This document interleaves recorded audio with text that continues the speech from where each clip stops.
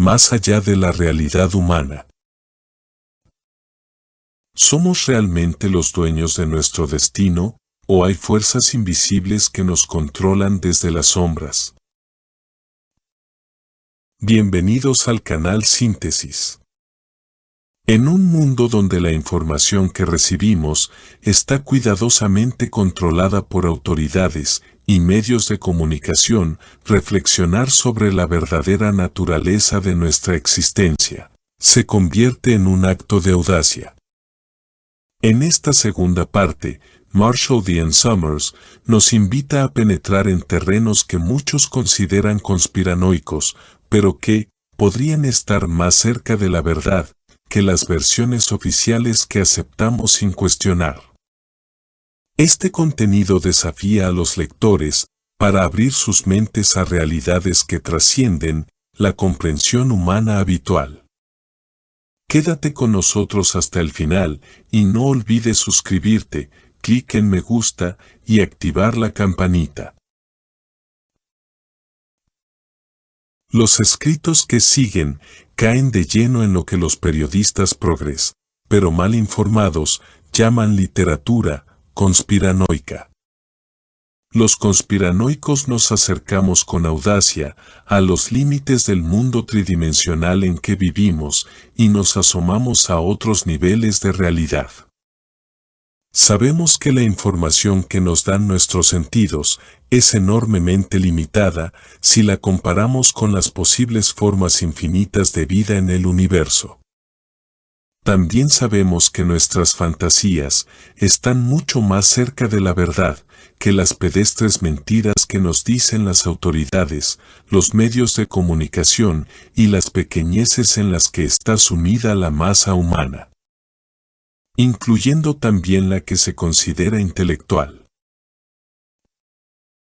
La premisa cierta de la que partimos, y que hace años ya traté de explicar en uno de mis libros, La granja humana, es que en este planeta hay otros seres, normalmente invisibles, más inteligentes que nosotros. Son aquellos los que desde las sombras nos dominan sin que nos demos cuenta.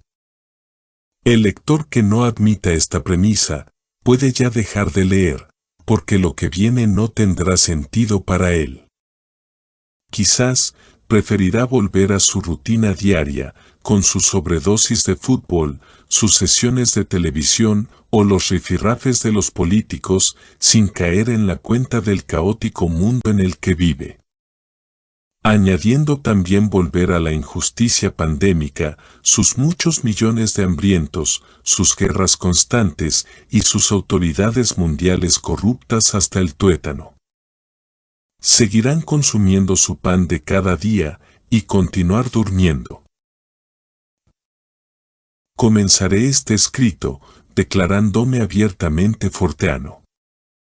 Charles Ford, a principios del siglo pasado, resumió genialmente en 3 palabras, "We are property", una verdad fundamental, 3 palabras que en español se convierten en 2, somos propiedad. Al que no sepa que en este planeta que consideramos tan nuestro, hay otras inteligencias extrahumanas que son las verdaderas dueñas de él, le diré que no va a creer nada de lo que aquí se dice.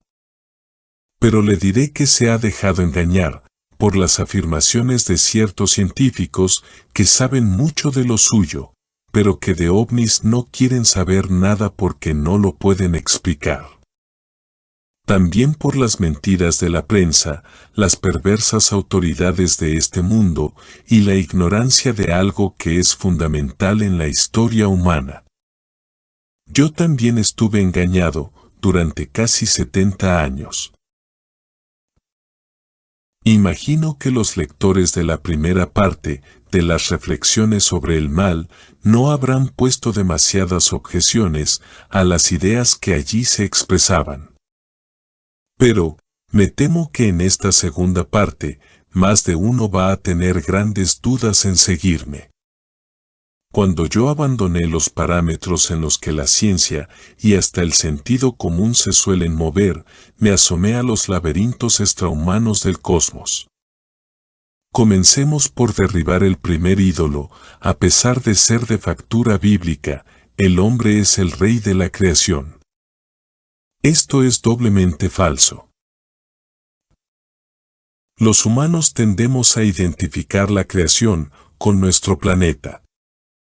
Pero la creación, con mayúscula, es infinitamente más grande que este planeta. Y además, el hombre es solo un animal semirracional que habita en este mundo sujeto a 1000 penalidades. Nunca fue el rey de toda la creación, y si alguna vez lo fue de este planeta, alguien o algo lo destronaron, porque en la actualidad está a merced de 1000 calamidades. Las ciencias se han ocupado de explicar el mundo, y los diversos mundos en todos sus aspectos materiales, las causas y los efectos de todo lo que sucede a nuestro alrededor. Pero, no se han preocupado por explicar los aspectos inmateriales y espirituales de todos estos hechos, porque son mucho más difíciles de entender. En cierta manera, contradicen los dogmas que la ciencia ha establecido para explicar el mundo material que nos rodea. Por tanto, rechacemos la absolutez de estos falsos dogmas si queremos analizar sin prejuicios el tema del mal en el mundo. Las religiones, a diferencia de las ciencias, sí que se han preocupado de estudiar estos aspectos inmateriales que condicionan la vida humana. Pero lo primero que nos llama la atención son las contradictorias maneras de explicarlo. Esto nos lleva a la conclusión de que no es nada fácil saber cuál es la realidad, aceptar que hay detrás, más allá, y por encima de la vida humana que hay un gran misterio. Este es el arcanum del que hablaban los romanos. Detrás de esta irracional y malévola conducta, tan común entre los seres humanos, de la que hablamos en la primera parte de estas reflexiones, hay una causa misteriosa.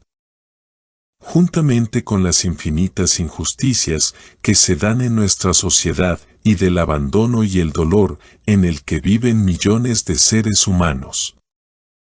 Aparte de lo que puedan predicar otras religiones sobre este particular, la doctrina del Dios cercano y providente del cristianismo se viene abajo ante el triste estado. Esto sucede desde el comienzo mismo de la historia que ha vivido la sociedad humana. Los teólogos tratan de explicarlo de varias maneras, y aunque se niegan a admitirlo, su negativa proviene de la falta de información o de una cerrazón mental muy piadosa, pero muy poco objetiva. El mundo, a pesar del Dios providente, está lleno de dolor y de injusticia.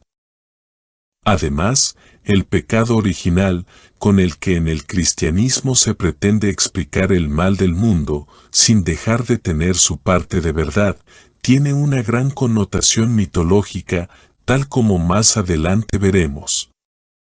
Esto no quiere decir que nos consideremos ateos, y que no creamos que más allá de toda esta maldad, exista una suprema inteligencia, inalcanzable por nuestra mente actual, que está por encima de todo este aparente caos. Creemos en esa superinteligencia, en esta fuente creadora del universo, que difiere mucho del Dios casualero que muchos cristianos tienen en mente y por supuesto del iracundo Dios del Génesis. Pero de ello hablaremos posteriormente.